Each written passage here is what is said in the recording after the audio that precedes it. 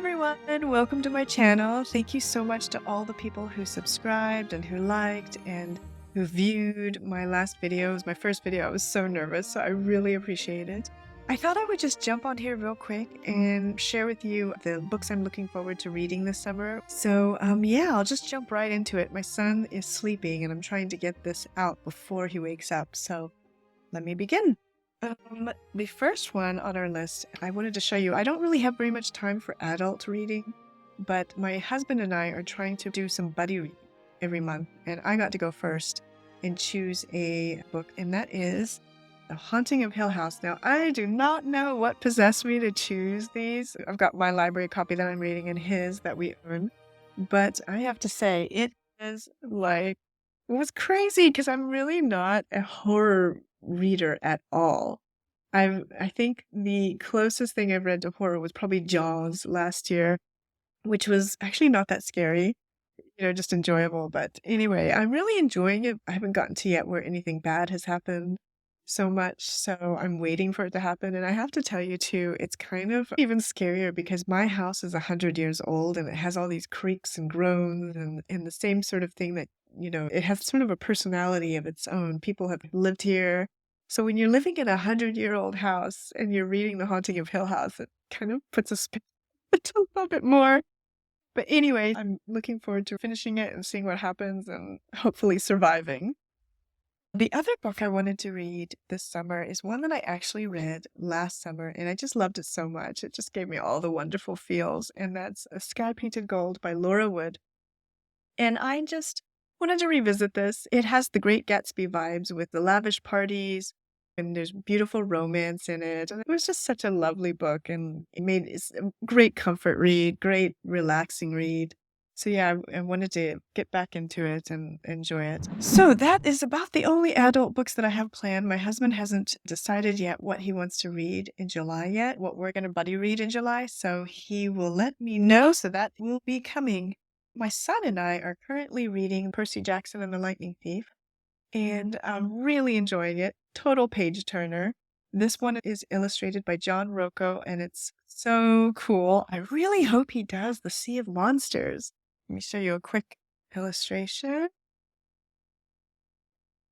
Yeah, so just very exciting, really enjoying it. It's also had this amazing effect where my son is running back to his Greek mythology book that we read last year and rereading the myth that we're going to be reading is The Last Bear by Hannah Gold. This version we picked up in Spain, illustrated by Levi Pinfold. The illustrations are just marvelous. They're really beautiful. There you go. There's a beautiful one. And I think, from what I understand, the story is about a girl who goes with her father to the Arctic, and they go to an island called Bear Island where there's supposedly no more polar bears left, but she keeps seeing shadows, and I think from the title of the book, I can ascertain that there is one last bear left on this island. But anyway, I've read so many good reviews, and it seems to be a real touching story, so I've been kind of looking forward to diving into this one. The next one on this list is an old one and from the 50s, I think.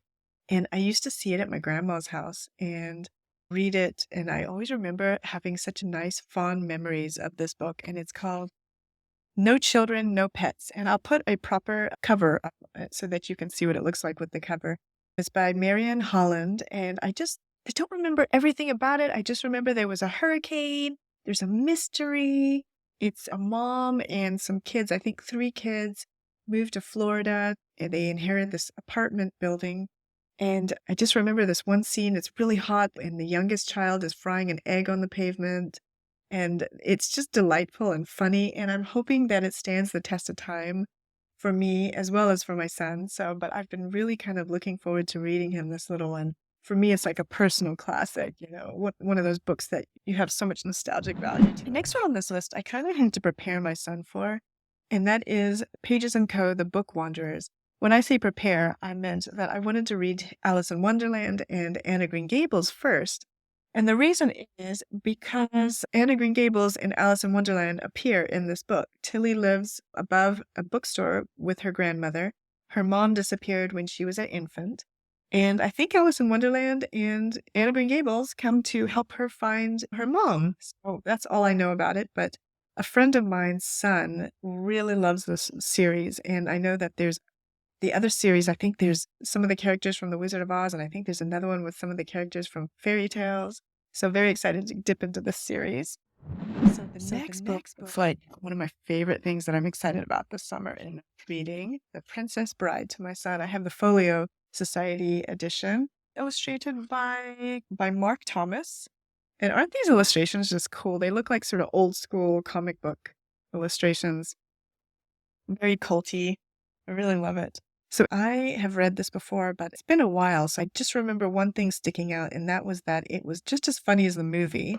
So I'm really looking forward to diving into this with my son, and I think he's going to enjoy it. The next book on the list was a loan from one of my good friends, and she said it was one of the books that from her childhood that she just really loved. It's an Australian book written by Alan Marshall called Whispering in the Wind. And we actually dived into it a little bit already last night, and it's so charming. This boy wants to rescue a princess from a dragon, and the south wind comes up to him and tells him, I don't think there's any more princesses left in Australia, but decides to go ahead and do the rounds and fly around Australia. And the south wind discovers that there is actually one princess left that he can save, and she's guarded by a bunyip. So that's all we've read so far. But it's so charming, and it's really charming written, so I'm very excited to get into this. The next one I kind of just found in a book, and I'm interested in reading. I'm not sure if I'm going to read it to my son or just read it to myself. It's Thimble Summer by Elizabeth Enright. I've come across this during my researching books here and there, and I've kind of been curious about it. All I know about it is I think she finds a thimble, I think maybe a magic thimble, but I'm not sure, and it's in the summer. So that is about all I know about that one.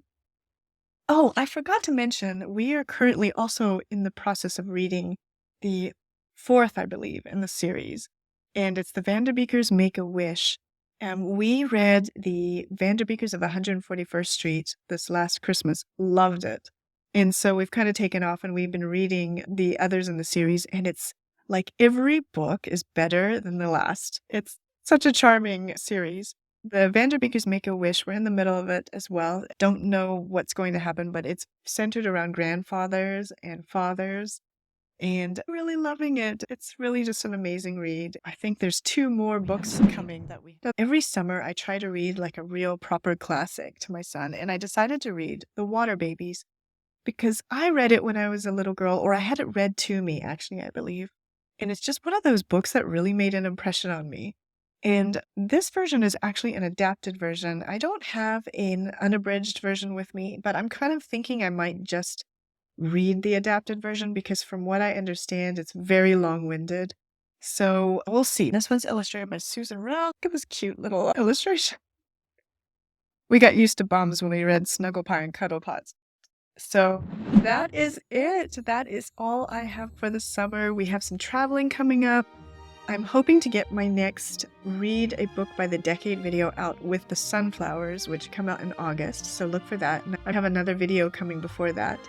Thank you so much for watching, and if you like this video, subscribe and like it, comment. I'd love to know what you're reading. I'd love to know what you think of these books, especially The Haunting of Hill House. And I hope you have a wonderful summer, and I will see you soon. Bye-bye.